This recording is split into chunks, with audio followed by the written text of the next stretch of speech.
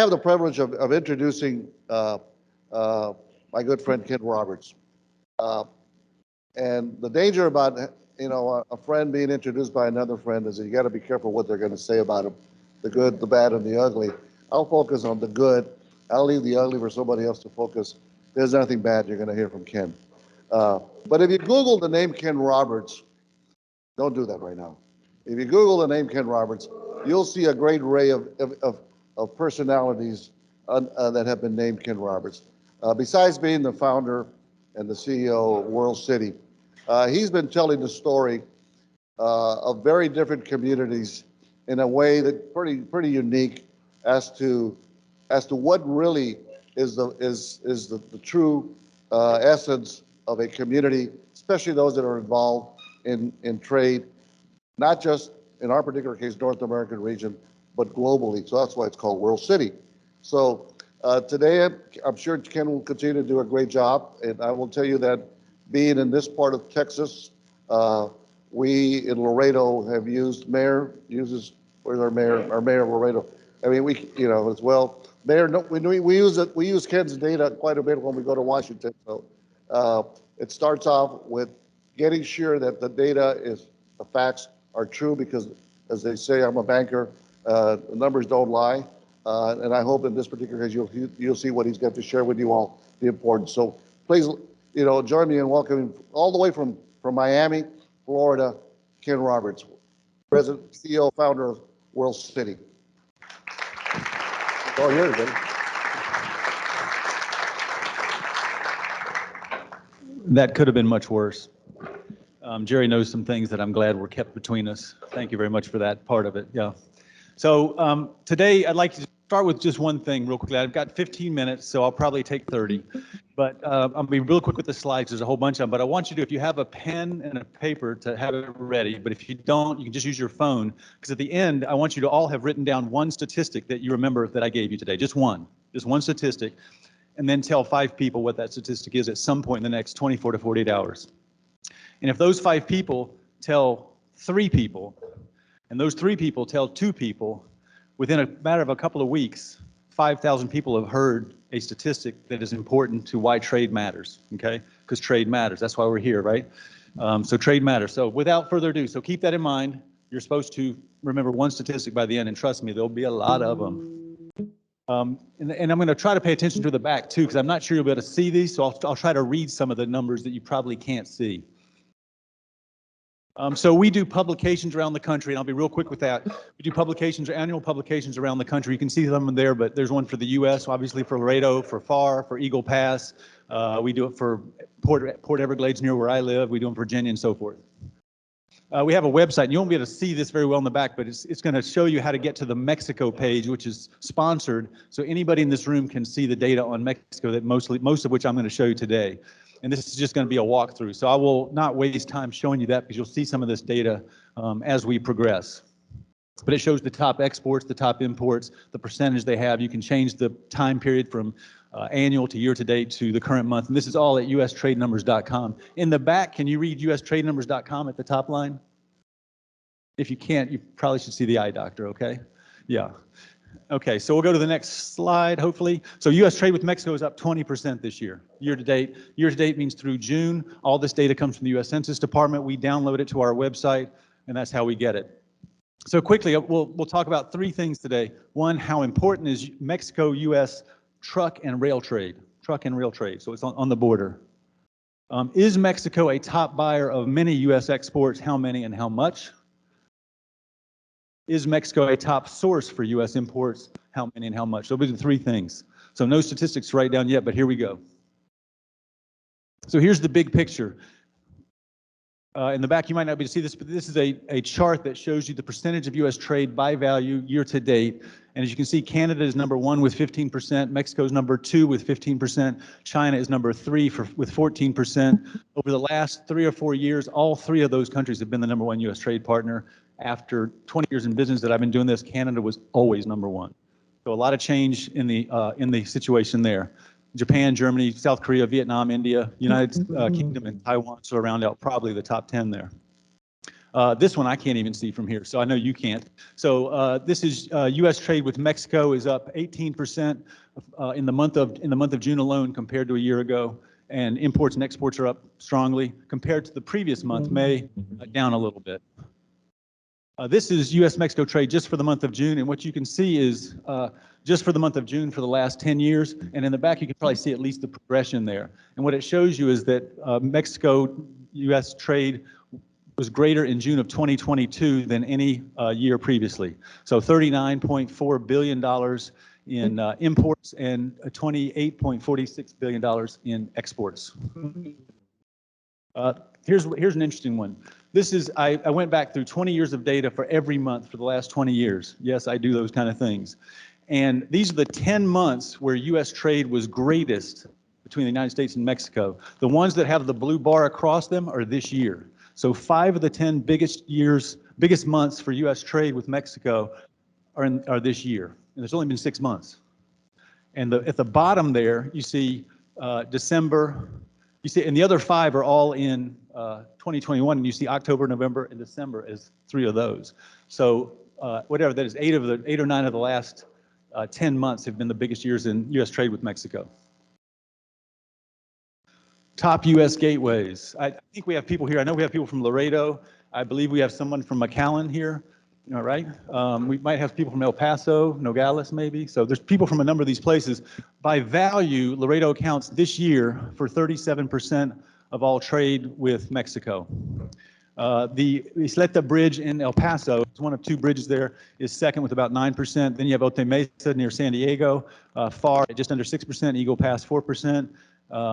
Santa Teresa in New Mexico. Somebody here from New Mexico?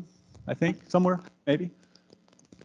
There you go, 4% there. And then Nogales, El Paso, which is the second bridge, and then Port Houston, and then Brownsville. Brownsville is a little piece of trivia. Brownsville is the only port designation in the U.S. Census data that has an airport, a seaport, a border crossing, and what am I missing? And rail. This is by air, if you're curious. This is the leading airports for U.S. trade with Mexico. Cleveland, followed by Greenville, Spartanburg. Anybody have any idea why Greenville, Spartanburg would be number 2? Auto. Who said auto? You're right, because they have BMW right there in Greenville. This is by seaport only, and this becomes then an energy story, obviously, because there's a lot of energy trade between the 2 countries. And by the way, if anybody has any questions at any point, just raise your hand. I'll be happy to try to answer your question. This is a quick look at U.S. exports. So for the month of June, the top exports, U.S. exports to Mexico were gasoline, followed by, it says there LNG and other petroleum gases. That's largely going to be natural gas via pipeline. Then there's motor vehicle parts, computer chips, and something called low-value shipments, which for all intents and purposes we can think of as e-commerce. E-commerce did not exist, obviously, when these designations were made up. Fastest growing exports by value to Mexico are motor vehicle engines, up 76% in the month of June only.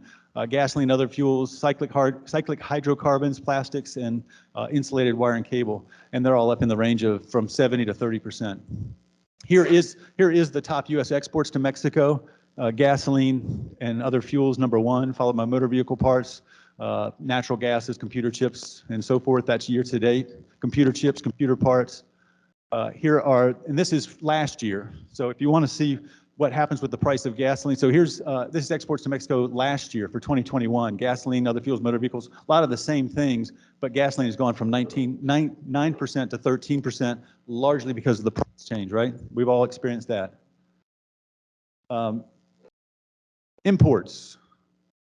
These are the top imports by value from Mexico for the month of June. We have computers, followed by passenger vehicles, followed by motor vehicle parts, commercial vehicles, and then oil. Can you guys hear me in the back okay? You can hear me? Okay. A couple of them are asleep back there, but yeah. Okay. I know you can't see it as well. So here's the fastest growing import. So gasoline is up 176%. Oil is up 78, almost 80%. Rum, gin, vodka, and other liquors. We know what that is, right? Rum, gin, vodka, and other liquors. We think that's one particular liquor, right? And that's up 55% in the month of June. So there's been a lot of tequila parties, I think. Supplies and transformers, and then tractors. And by tractors, in this case, largely is what pull the tractors, tractor trailer rigs. Pull the trailers, tractor trailer rigs, not like farm tractors. This is those imports, so passenger vehicles. We were talking earlier about Detroit for some reason in the elevator with some people, and talking about who the biggest competitor is to Detroit. And I said, that's Laredo. And they were somewhat surprised because they're both big automotive hubs, right? And Laredo is, I made the mistake of calling Laredo the Detroit of the South when I was in Laredo one time, and they were quick to correct me and say, no, no, no, Detroit is the Laredo of the North. So in this company, I think I can tell that joke and probably get away with it. But so this is, again, looking at last year compared to this year, not much change there. Let's look at the export strength. This becomes a little more interesting. You might get your statistic here if you haven't. How many people have got a statistic they've thought of already? Show of hands. Uh-oh, it's pretty bad. Come on. Here's one for you. So what I did is I looked at every export the United States has, and there's roughly 1,200 categories, and I said, tell me the ones where Mexico ranks first, second, or third. And it's in 2/3 of those categories. Mexico is the first, second, or third ranked trade partner by exports. And there's 788 of those. And I totaled that value, and it's about 125 billion. Do you know how many countries have total trade, total exports, total imports that's greater than the value of the top exports to Mexico? How many countries do you think? It's just Canada and China. So just the top U.S. exports to Mexico are worth more than total U.S. trade with every other country in the world except China and Mexico. So here's some of the highest ranking exports by value to Mexico. They're our #1 buyer of gasoline and other fuels, natural gases, motor vehicle parts, computer chips, and computer parts. I think I need my eyes checked. Now we're going to look quickly at some of those. So you can see that diesel engine exports are at near record level in the month of June. They're coming from, that was on a U.S. level. So, 60% of those come from Mexico year to date. Exports of malt. Exports of malt are down a little bit, but let's look at where that malt comes from. Whoops, there you go. 93% of the malt exports, where it goes to. 93% of the U.S. exports of malt go to Mexico. Why would malt go to Mexico? Beer. That's right. So we'll look at import strength. Here's the same statistic looking now at imports. So I looked at the top 3 imports from the world into the United States and where they came from. And Mexico ranks first, second, or third with slightly more than 1/3. I think it was about 37% of all U.S. import categories, okay? And that total was $94 billion, okay? And that's more than the total trade with all but 4 countries. And anybody want to guess who those other countries are who can't read it? That's more than all trade with Canada, China, South Korea, and Vietnam. Here's tractor imports. Big boost, record levels in the month of June for tractor imports. 59% of them, almost 60%, come from Mexico. Beer imports, near record level the last 2 years. There's a lot of beer and tequila coming into this country. I'm not sure if productivity is up or down, but that's worth keeping in mind. 80% of all the beer that enters the United States comes from Mexico. 80%. Who knows where the beer comes in? Half of it comes in one border crossing, more than half. Eagle Pass, Texas. But okay, so in conclusion, 9 of the 10 top gateways for trade with Mexico are border crossings. Anybody remember what the exception was? You get extra points if you remember that one. Port of Houston was the exception. Mexico ranks first, second, or thirds for 2/3 of all U.S. exports it buys. The value of those exports, where the top buyer exceeds the trade of all but 2 nations, and first or second or third for 1/3 of all import categories, and the value where the top source exceeds the total trade of all but 4 nations. All right, now I'm going to ask the hard part. And this is how you can keep in touch with me if you want. I guess I skipped over my bio. So that's my email account. That's my LinkedIn, Twitter, Forbes. So I write a column 5 times a month. Was that up there earlier? I write a column 5 times a month for Forbes.com and have for the last 6 years. on trade, and I served for 2 terms on the Federal Reserve Trade and Transportation Advisory Panel as well. So I want to know now who wrote down a statistic and is willing to share that statistic. Where's Jesse? Do I have any time left? Have I used all my time? I got 1 minute. I got one. That means I've used all my time. Who wants to tell me your statistic? U.S. trade rose 20.22% to Mexico this year. Okay, and you got 5 friends you're going to tell that to? That's the tricky part. Who got another statistic they want to tell me? Anybody got one? Oh, yes. No? 80% of all beer comes from Mexico. There you go. All right, we know where her head is. We know where her head is. All right. Anything else? Who's got one? Anybody else? Well, I hope you grabbed a statistic, remember it, tell 5 friends. If they tell 3 friends and they tell 2 friends, 5,000, 5,100 to be more exact, will know that information within that time period. So thank you for your attention, and I'll turn the mic over to Jesse.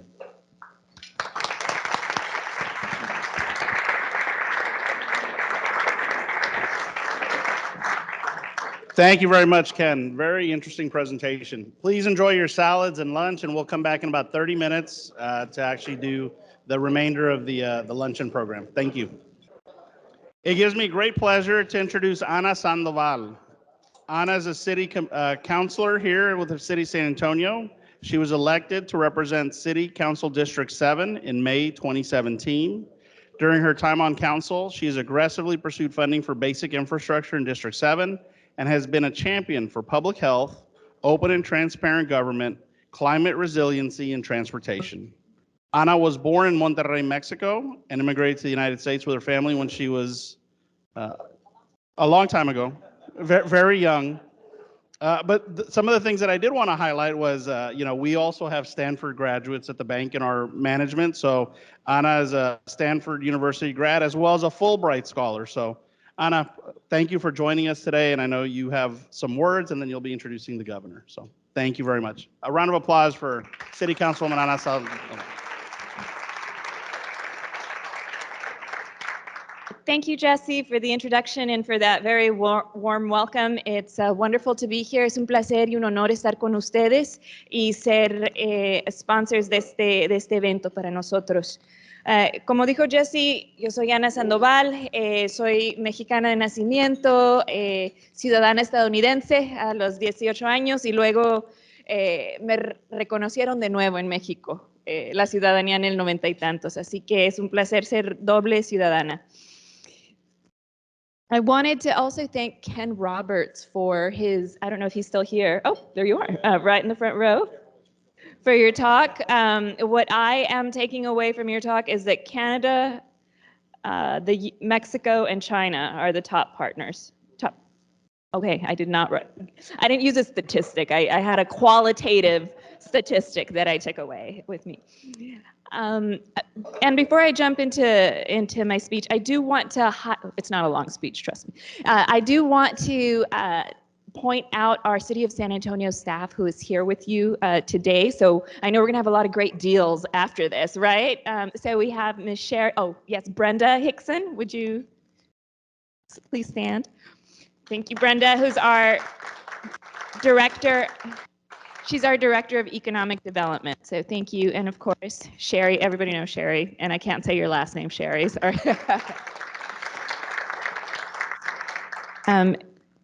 So our mayor, Ron Nirenberg, sends his warmest welcome and regards to all of you. He could not be here, and that's good for me because I get to be here in his place. We are absolutely tickled and happy that you're here with us, and we are really honored that we could sponsor the event. I also want to give a special thank you to the NAD Bank management team, and that's to Mr. Calixto Mateos, also John Beckham. Are you here, John Beckham? Oh, okay. Thank you, John, and Salvador Lopez for Salvador. Gracias, muchas gracias for hosting this event here in San Antonio, in our wonderful city and along the river. We were just talking about the history of NAD Bank at our table with Mr. Schreibel. And he was telling us the role that the local officials played in bringing NAD back to San Antonio instead of Los Angeles. So that was one fight we won against Los Angeles. Thank you for your work on that, Mr. Schweibel. And it opened here at this International Center in 1994. And it was the first green bank ever created. And in those 28 years, NADBank has, okay, there we go. NADBank has helped develop and finance 290 environmental infrastructure projects along the border. It's a tremendous amount. I think we should have a round of applause for all the work that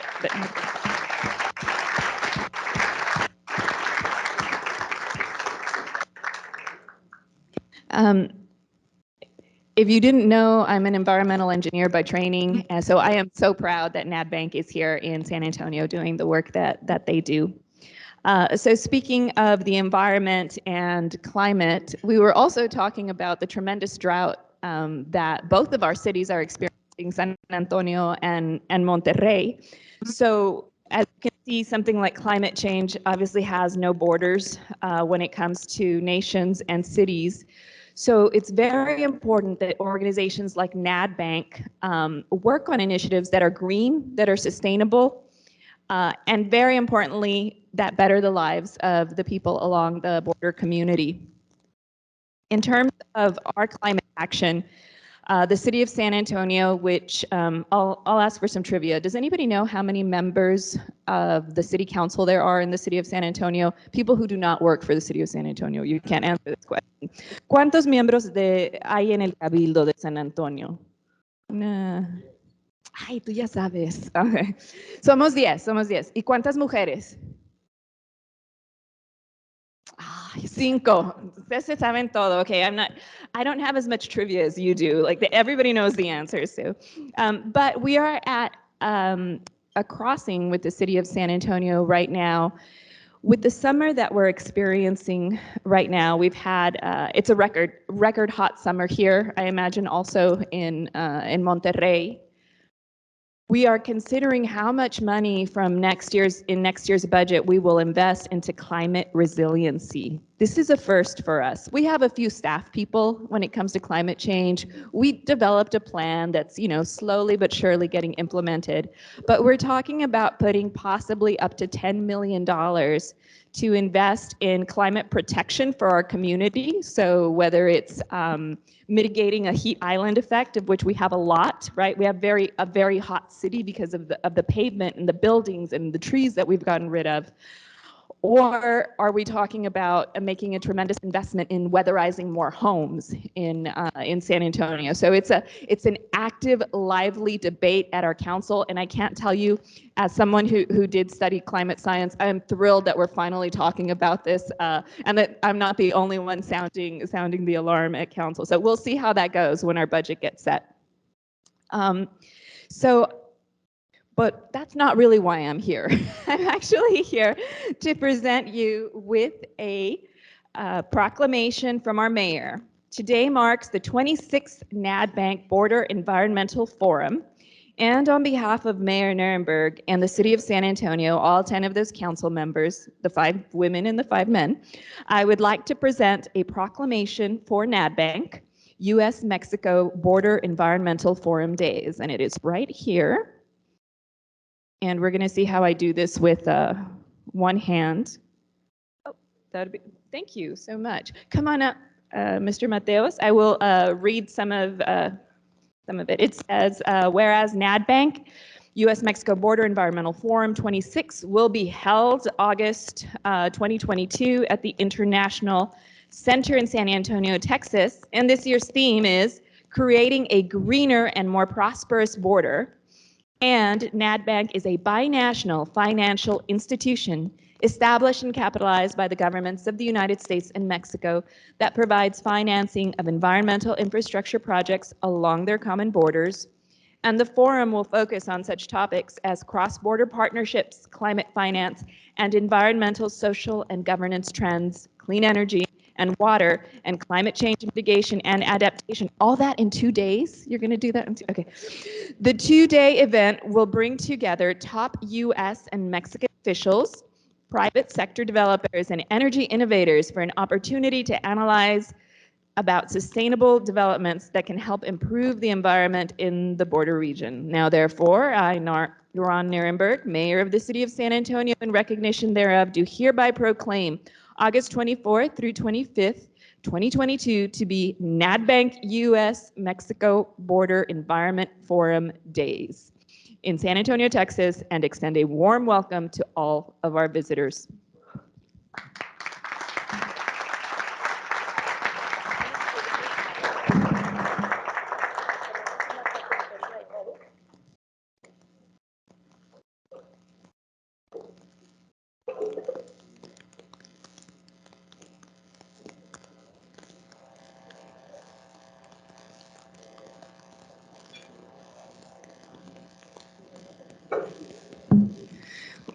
That was a big privilege for me, and now I have another big privilege that I get to do at this podium. So Sherry, thank you for hooking me up with this speaking engagement.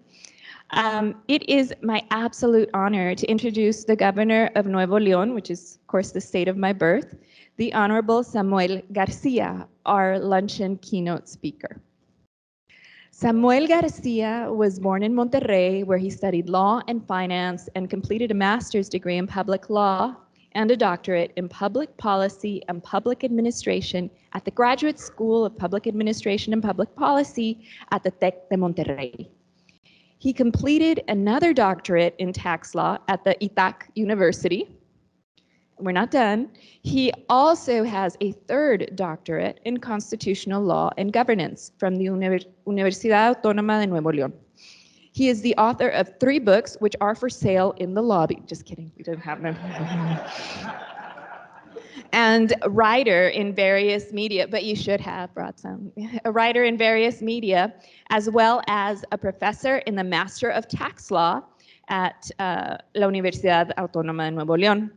He is also the founder of 3 law firms, one for every doctorate that he holds. This has certainly provided a very firm background for his political activities. Mr. Garcia, Governor Garcia, served as representative for the state of Nuevo León from 2015 to 2018, and then as senator for Nuevo León from 2018 to 2021. And since October of 2021, he has served as the constitutional governor of Nuevo León. So please help me welcome Governor of Nuevo León, the Honorable Samuel Garcia.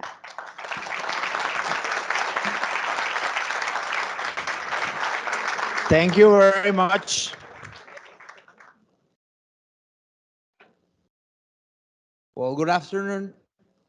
Meanwhile, they get the PowerPoint, I want to say hi to everyone.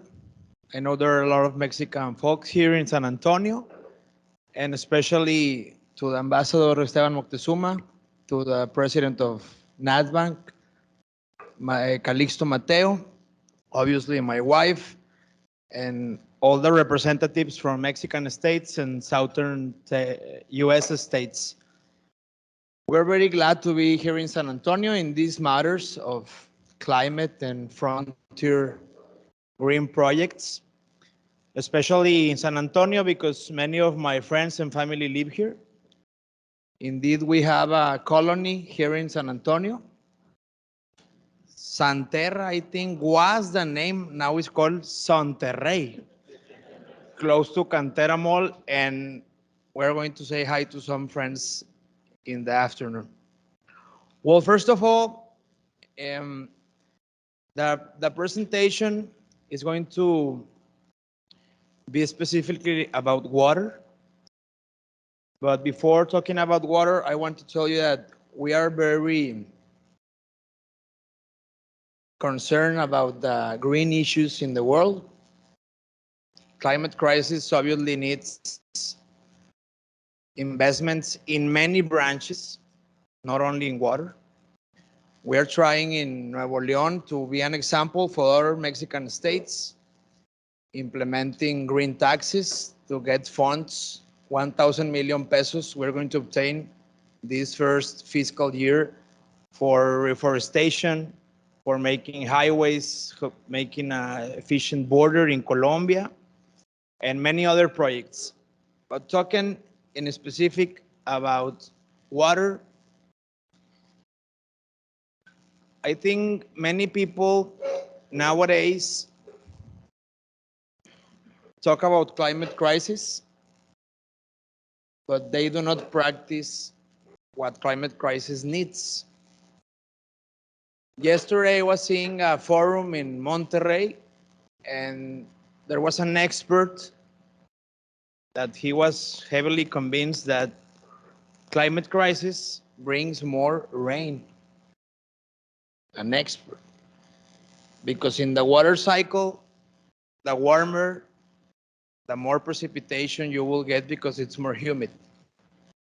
So imagine if experts sustain those mistake theories, what does a common human, a common sense person may think about climate crisis?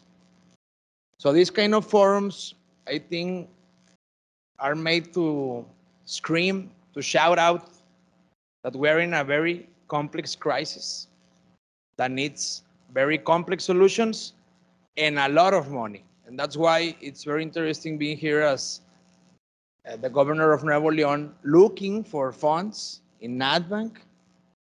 Later, we're going to show you an agreement, and also with private and public funds worldwide. Well, there are many examples. In here, I only show 3. Nowadays, Loire River in France, the Colorado River in USA, Yangtze River in China, they are completely deserted. So it's not only in our region, it's a worldwide phenomenon. And obviously, Nuevo León, my state, is not an exemption. You can see there, it's a sign where the Boca Dam got empty. And there's another dam in Nuevo León, the second biggest dam, called Cerro Prieto. And these are some pictures of NASA that they show up 2 weeks ago. And they show how in 6 years, the second biggest dam of Nuevo León got below 1% of its capacity. And obviously, without dams, it's very difficult, if you have no rain, to distribute what God ordinator sends. And that's obviously the main challenge of governments, to administrate the few water for nowadays 6.3 million people that live in Nuevo León. But there's another characteristic, that Nuevo León is the only state in Mexico where 92% of its population lives in the metropolitan city of Monterrey.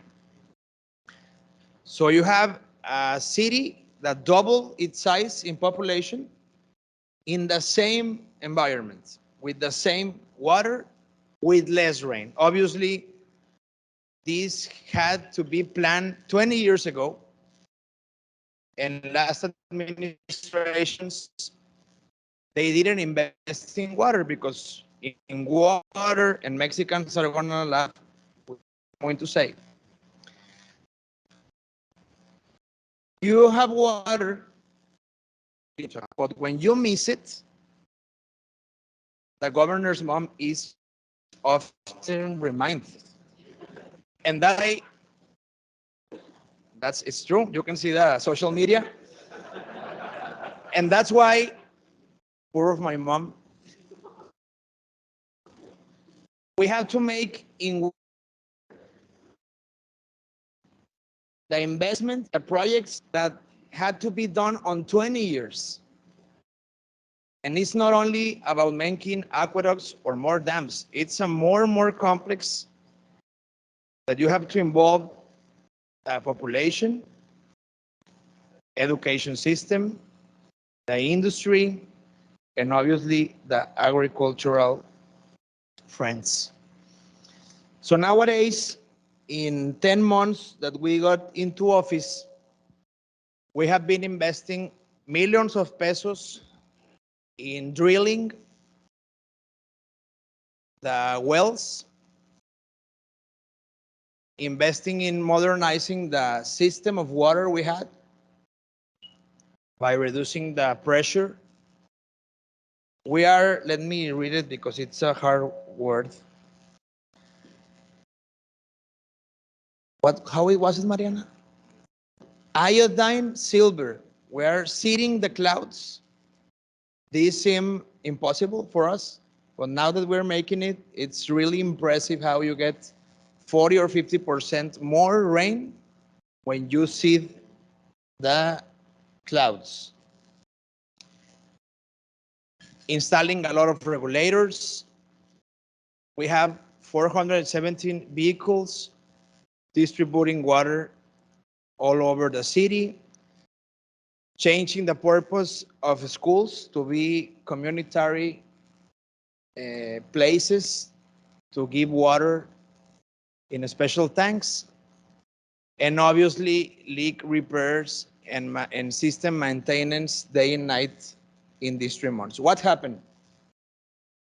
The Nuevo León has 3 dams, Cuchillo, Cerro Prieto, and La Boca. We took office, we lose La Boca, then we lose Cerro Prieto, and the only one and the biggest that is Cuchillo, the aqueduct broke because it was very old. So in June, in the Father's Day, I will never forget that day. On Father's Day, we lost the water sewage on Nuevo León. And that week was the worst hydrical crisis we have ever had. So Father's Day wasn't a pleasant day. We were not getting showers. But nowadays, it's interesting because the city of Monterrey, where we have 92% of our people, they consume 16,000 liters per second. On Father's Day, we only had 5,000 liters per second, a 70% deficit. Obviously, we fixed the Cuchillo aqueduct. We made a lot of investments on consume, on cultural education in Nuevo León, and many times nature charges what we have not done in decades. And now Nuevo León has a lesson. We were the first state in Mexico to have a media focus on the climate crisis.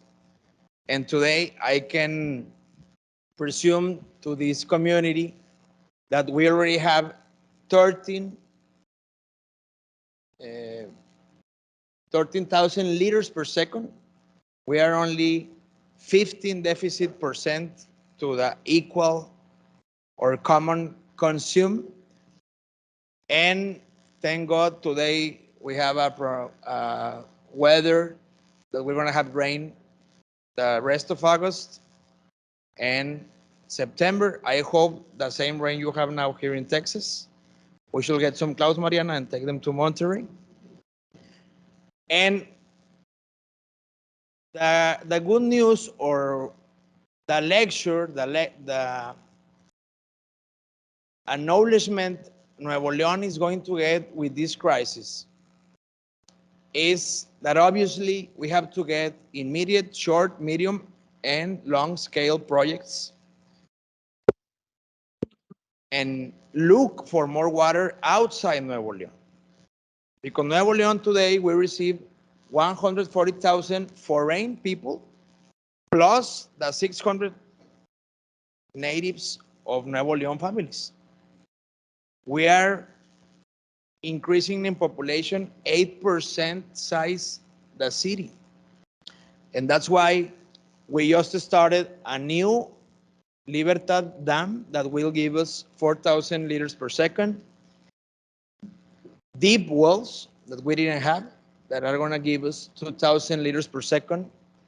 And we just announced with the president, López Obrador, in the 2nd of September, we're gonna start a second aqueduct in the Cuchillo Dam that will give us 5,000 liters per second. With that, obviously, we will guarantee the next 10 years that Nuevo León never faces a crisis again. But this is what we call gray stuff. Infrastructure, but not cultural, neither human reflection about water. And that's why we're going to start using the wastewater management, 4 plants that we're going to start this year, coordinate with the federal and state governments, the inspection, because we also have many illegal wells that government didn't punish in many ranches, in many border properties. We have to look, and I hope with NatBank we can start a serious project for desalinizing water. And for that project, we have to see it regionally. Not only Mexicans with Matamoros, Bronzeville, Reynosa, and Laredo, but also with US, Texas, Valle, Texas, Southern Texas, that we're living the same crisis because, as Anna told us, this crisis does not have borders. And those kind of projects, we need private international funds because the water has a budget and it has a ticket and it can be sustainable and payable. But we have to start now the projects that we're going to use in the next 5, 10, and with this master plan until 2050. We are sure that even though Nuevo León's capital city, Monterrey, consumes 16,000 liters per second, and obviously in August, in summer, we can use 17 or 18,000 liters per second. If we were reasonable, we only needed 13 or 14,000 liters. The best example is that according to the UN, humans should use maximum 100 liters per second. And in Monterrey, there are cities that consume 160 and others that consume 300. That's not sustainable, and the government should act and obviously give incentives for people to use less water. For example, our foreign in Saltillo, they use 90 liters per second. Why was Monterrey's people using 200? It's obviously not sustainable. We have to talk to the industry because Nuevo León is victim of its success. We are the most powerful industry state of all America Latina. We are first place in every economic statistic. First place in foreign investment, first place in employment, first place on exports. But we have also to ask the industry to recycle the water or to use only recycle or reduce water. And with the agricultural sector, we are making some plans in a short time for better technology on irrigation because in agricultural matters, 70% of the water is spent. And of that 70%, 40 to 60% is evaporated. And I think in these days, we cannot give us that privilege. And also, as Anna told us, we have to invest on reforestation. We have to invest in education and ordering the sustainable urban development. In synthesis, we're ending this crisis. It lasted 3 months. They were very harsh, but it's not only in Nuevo León. There's a study of UCLA Berkeley that this is the worst drought in 1,200 years. And we are increasing in population, and we are increasing in industry, and we are getting bigger and bigger. And the big question is, when is it enough?